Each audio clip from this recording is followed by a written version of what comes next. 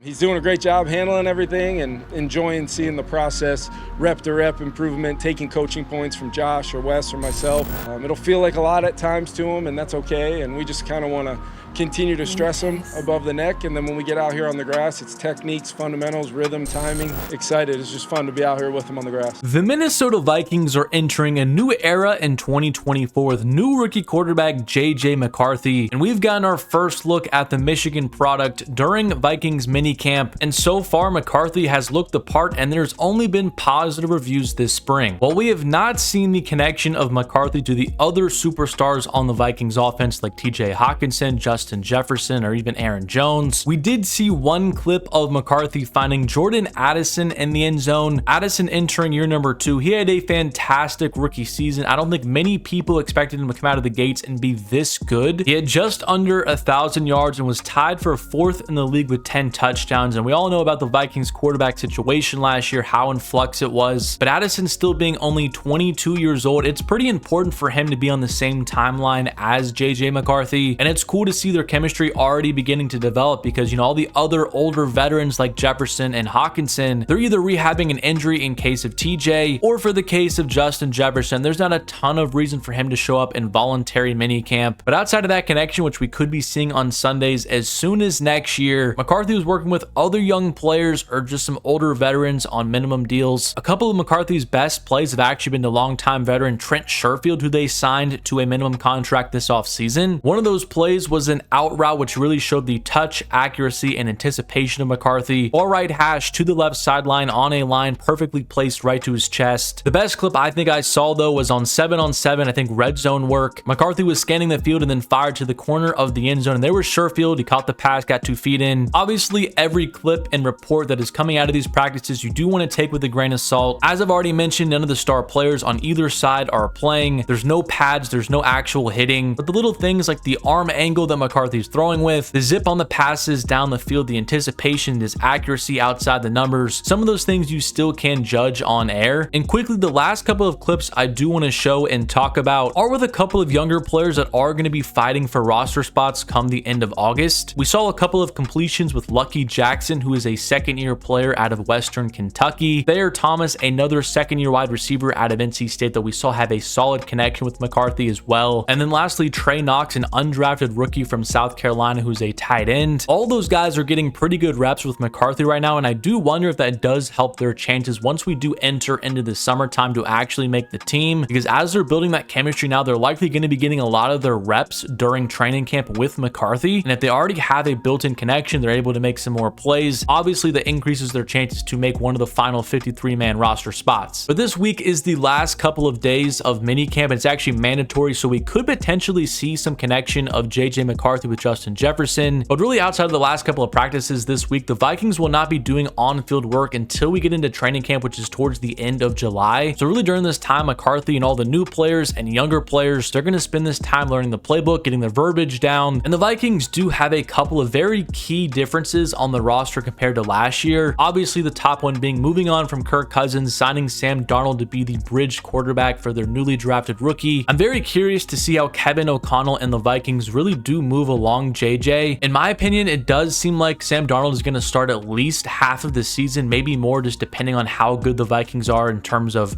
team success. I mean, I don't personally view McCarthy as a super raw player. He had a couple of full seasons at Michigan playing in the Big Ten. He played in back-to-back college football playoffs. He won the national championship just last season. So while there are a couple of things that McCarthy does need to work on and become more comfortable with, I do think if the Vikings handed the reins over to him early in the season that he would be capable enough to do so. But as we've seen with a handful of quarterbacks in recent memory, even going back to last year with like Will Levis, we know that Patrick Mahomes sat out his entire rookie season. Sometimes it can be beneficial for these quarterbacks to let them sit their first year, learn the offense, learn what it's like to be a professional, and then step in when you're not completely overwhelmed. And still at only 21 years old, there's really no rush for McCarthy to be on the field right away. So my best guess is that Sam Darnold starts the first 6 to 8 games of the season. If the Vikings are not doing super well, maybe they're 2-4, I do think then McCarthy could could be inserted, and then he has a low pressure situation around him and can spend the rest of his rookie season just getting experience, developing, and have yet another offseason under his belt before starting his first ever full season. But nonetheless, whatever timeline Kevin O'Connell decides to bring JJ McCarthy on, I have not been shy by stating that the Vikings situation for a young quarterback is by far the best in the league. Obviously, having an offensive head coach is a huge advantage for a young quarterback, but when he is proven to be one of the best in the league, that is pretty much invaluable. You add in the best wide receiver in football in Justin Jefferson, you add yet another amazing target in Jordan Addison, one of the best tight ends in the league in TJ Hawkinson, another very electrifying player at the running back position with Aaron Jones, who signed this free agency, and then an offensive line that has one of the best tackle duos in the sport with Christian Darrisaw at left tackle and Brian O'Neill at right tackle, and then 3 interior offensive linemen that had a lot of capital invested in them. First round pick for Garrett Bradbury, a second round pick for Ed Ingram, and although they did not draft Dalton Risner, who they did sign middle of the season last year, he was also a second round pick. So there really isn't a major flaw with this offense, and what that will allow for JJ McCarthy to do once he does step in under center is he will not have to do too much because of the other players around him. He can throw a slant route to Justin Jefferson and have him take it 80 yards to the house. He can throw a 50-50 ball up to TJ Hawkinson, have him come down with it in the end zone. The offensive line up front's going to give him time, a nice pocket. He's not going to have to escape and play off script a ton. So there's a ton of advantages for McCarthy being drafted by Minnesota, and that is why I'm personally so bullish on him being successful, because if you really think about it, every quarterback that is getting drafted high in the draft has some level of talent. Obviously, some guys might be a little bit more talented than the other, but you're getting drafted in the first round of the NFL for a reason. It's really about the situation that you go to and how you can be developed, and it truly does not get much better than the Minnesota Vikings for a young quarterback to step in and fully reach his potential. And now over to the defense, I do want to give Brian Flores and his unit a little bit of love. I personally think Flores is one of the best defensive coordinators in football. Last year, he took over a Vikings defense which was historically bad in 2022 and helped them finish 12th in the league in points allowed per game with 21.3. Personally, going into last season, I did not think that was possible due to the lack of overall talent on that defense, but after getting a couple of key free agents and then even finding an undrafted gem like Ivan Pace to step in right away and contribute, that was enough when you combine it with Flores' aggressive blitzing defensive scheme. And I think they have a chance to be even better in 2024 because they added even more players this offseason. They got a little bit younger at pass rusher, signing Jonathan Greenard to a 4-year, $72 million